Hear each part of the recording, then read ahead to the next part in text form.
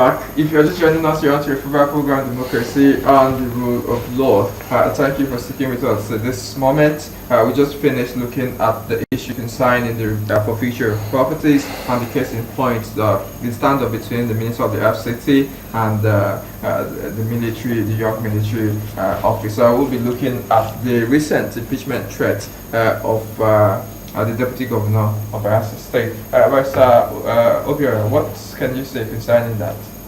Yes, the threat to impeach the Deputy Governor of Bayelsa State has been in the air for some time. And as Nigerians, we've watched, with trepidation, the way democracy is being manipulated. And it's no good for our democracy at all.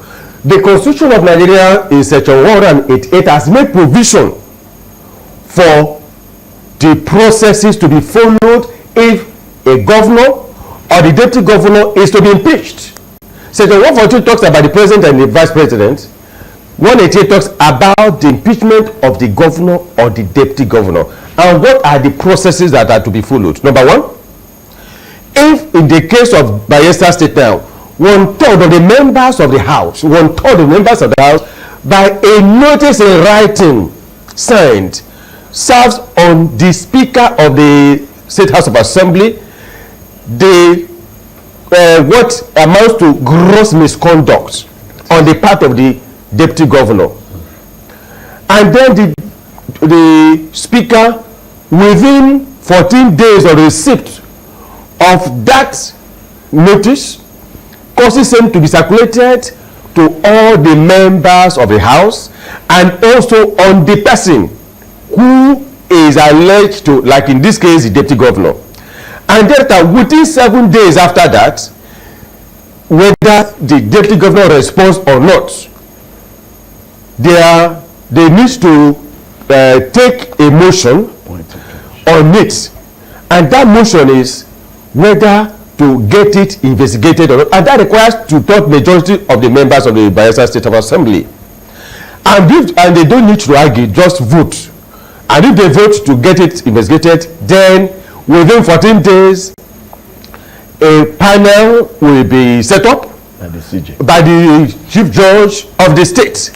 And the panel has 3 months within which to submit its report. And if the panel comes up with a report that the investigation is real and so on, then the House looks at it, and once the House confirms it, the person starts impeached. But then the question is this: what is gross misconduct? The Constitution says gross misconduct is a violation of the Constitution or something in the opinion of the members of the House of Assembly amounts to gross misconduct. In the opinion, which calls for amendment in our new Constitution.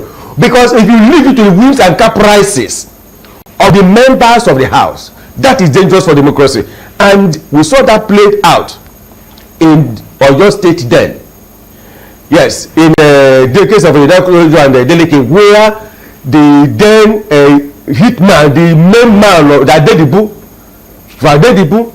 the godfather of the then governor, Rashid.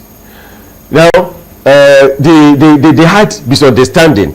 And then 18 of the 32 members of the Oyo State House of Assembly then met in a hotel in Ibadan and purportedly removed the governor by way of impeachment. He went to court and they raised objection that the court has no jurisdiction to entertain the matter. They took the matter to the Court of Appeal, and the Court of Appeal said under Section 6 of the Court of Appeal Act decided that what they did was unconstitutional and null and void. They were not satisfied. We went to the Supreme Court. The Supreme Court said no, that the procedure adopted was unconstitutional. So, and that the Reyes case also followed the same pattern. So, presently, what we are witnessing in Nigeria is where people without genuine reason, but for political reasons, oppression, intimidation, try to impeach. Like in this one now, in Bayelsa State, the governor and the others have defected to a political party. The deputy refused to defect.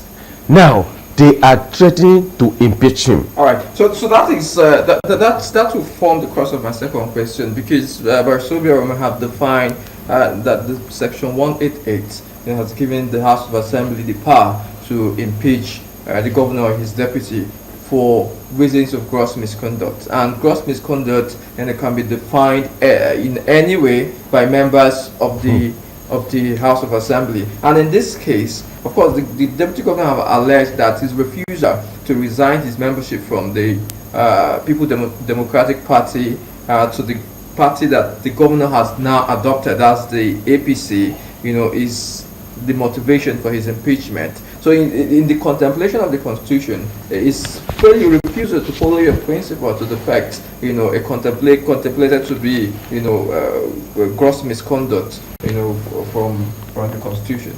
Yeah, thank you very much. I think this is a kind of ill-will political actions that had brought our democracy to ridicule. This kind of instance, where a governor who was validly voted into office, all right, with a deputy from a political party, now decide to now go to another political party. Incidentally, the Constitution does not have any provision on how to treat such a governor, whereas there is a provision if he is a member of the House of Assembly of a state or the National Assembly, that automatically he loses his seat if he's a member of the legislature. But in the case of the governor, there is no such similar corresponding provision that when the governor decides to jump into another party, another political party, he should lose his seat. And I think that's the crux of this crisis that we are having now, where a governor decides to leave, join a political party in breach of the trust of the people who voted him, and in breach of his political party that worked for him and presented him as a candidate in that election that brought him into office. Such betrayal of trust, such betrayal of confidence by the people is a crime that under our constitution is unremedied, and that's why we are having this kind of situation. So there is no how. I don't think that the action of the deputy governor will constitute any gross misconduct, because number one, he has not breached the provision of the Constitution. Number two is that he has not been found to be derelict or in dereliction of his duty as a deputy governor.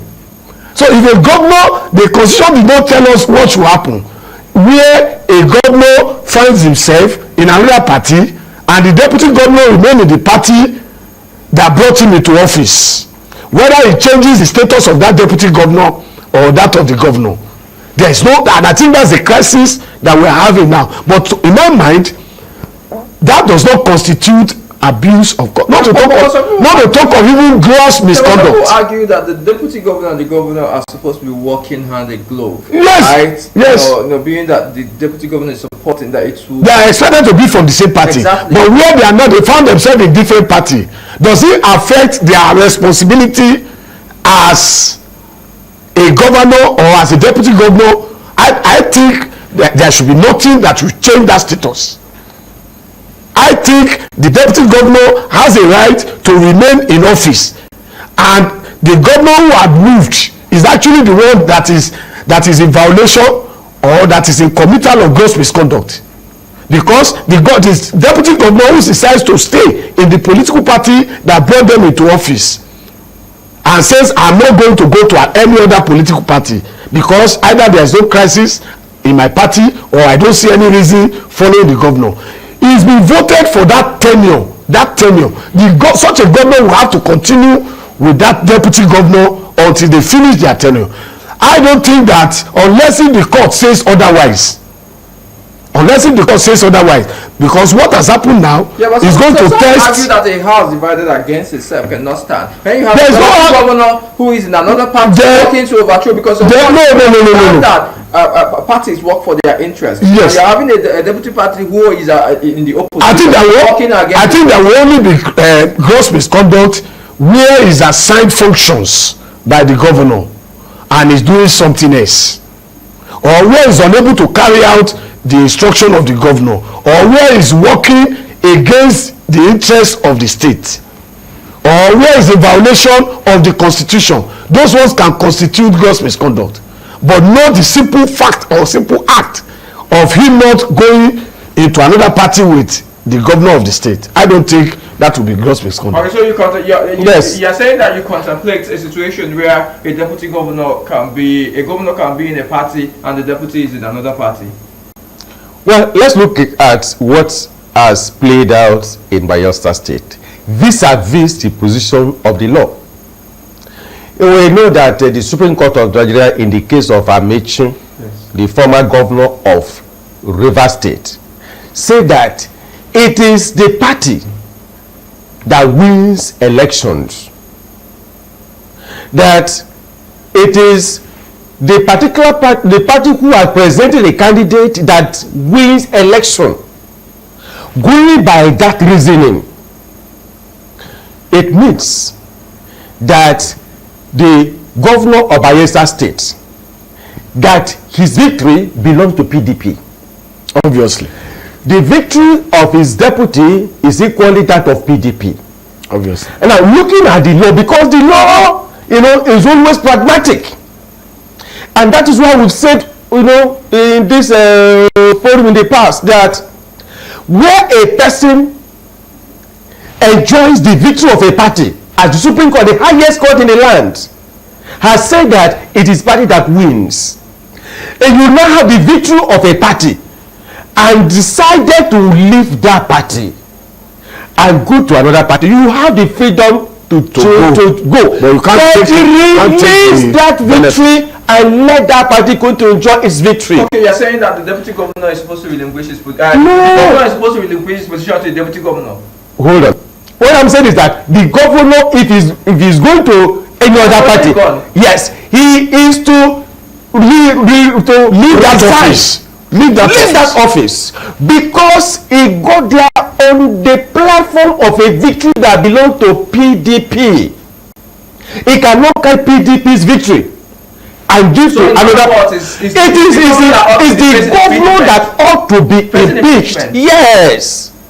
Unfortunately, in this instance, the governor carried along the members of the State House of Assembly. Yeah, and that is why they were able to now try to intimidate and oppress the man who has stood by the dictates of the law. But you have said that the Constitution does not forbid the governor from moving. It's only the members of the House. As an individual, as a politician, he can change party. But as far as that victory is concerned, it belongs to the party on the platform of which he won it. And that is why, like you mentioned, in the area of the legislative houses, where legislator wins election on the platform of a party, and he wants to cross-cap and join another party without evidence of major crisis in his party, he loses his seat. Right. And that same reasoning is the same thing that applies. Right. That when the governor enjoys the victory of a party, he cannot carry it and go to another party, except he can convince, INEC and the Nigerian public that there is major crisis in his party. All right, and let's get it, because there seems to be a little bit of constitutional confusion here. Yes. Because the constitution have envisaged that the governor and the deputy should be in one party. That's why they run in one party. That's why you don't see a governor of PDP then adopting a deputy governor who is running under APC. If the governor doesn't envisage, that's why it's called a ticket. Yes, it's a joint ticket, and a joint ticket embodies one party. Now you're having a situation where one person is in one party and another person. Vote. Is that what the constitution envisages? Obviously not. The constitution does not envisage a governor or deputy governor will jump boat into another boat. That's why somebody would at the time when they are coming in, yes, at the time when they are coming in, they are coming in based on it, just like Bayelsa said, they are coming in through a particular political party who have won the election. Assembly have said that the so need to go. If there's anybody who has violated the law, it is those who went to another political party. Well, unfortunately, it's the court that should decide this. We have a similar situation in Rivers State during this last these 27 members who defected to APC, even though they later came and said they never defected. They were not card carrying members. It doesn't matter whether you are card carrying. They post to affidavits. Yes, they did a press release that they are no longer a member of that party. Yes. So they have moved to another party. They have moved ahead. So if the governor have moved now in Bayelsa to another political party, he created the constitutional crisis for himself. I don't think the court will protect him in this instance. I think the court will protect the deputy governor, because the deputy governor is one still sticking. Yeah, but the court doesn't have any issue. Obviously, by the time it will still get to court, obviously, what the court would definitely what constitute gross misconduct. The court will look at what constitute gross misconduct, whether the act of the man not leaving the party that brought them into power to another party that the governor had moved to, whether it constitutes gross misconduct. And I think that is the crux of the issue. And then the process and procedure utilized, whether there is compliance with Section 188. Those are the issues I think the court will. But having said that, I think we have come to a point where our leaders and those who govern this country should have some modicum, even if it's a little modicum of decency and integrity and character. If a governor does not have that kind of character, that to stick to a party that has brought you in office, maybe there is a need for us to now insert provisions in a clause that once you are a public officer, you cannot move to another political party until you have finished your tenure as a member of that political party that brought you into government. Maybe that one will restrain this jumping from boat to boat. All right. So that's their opinion. That's there should be a constitutional amendment. Definitely, yes. So, Barisovia, what we have? Let's conclude on this topic. What would be your last, advice or the way forward? Yeah, my recommendation is that let there be a constitutional amendment first to Section 188(2)(b), where it says that the notice shall state that the holder of such office is guilty of gross misconduct. The word guilty should be removed, and maybe something like alleged to have done as I want to, because only a court of law, a court of competent jurisdiction that can declare someone guilty. And that's why the Constitution made provision for presumption of innocence of every Nigerian faced with any allegation. That part should be amended, and also the part that gives the House the whims and caprices to decide what is gross misconduct. Although the Constitution said what the violation of the Constitution and then what they think in their own opinion amount to gross misconduct. So we need to amend the Constitution and finally. Thank you. Okay, but let's finally. Yes, my final word is also related to what Barrister Obiora just said. That aspect of guilt, I think it was put there to show the gravity of the kind of offense that should be alleged before you can say. They say gross misconduct. So if it says guilt, that implies a criminal misconduct. He's not. Yeah, you don't support what he said. No, I'm saying that he may not need to. They may not need to amend that provision. No, because you can't tell somebody is guilty if you are not a court of law. Because the Constitution, the use of the word presumption of innocence, the use of is conflicting. My own final recommendation is that anybody that enjoys the victory of a political party to any office, is it legislative, is it executive, must leave that office if he moves to another party, except he shows to Nigerians that there was major crisis in his party. All right, thank you very much.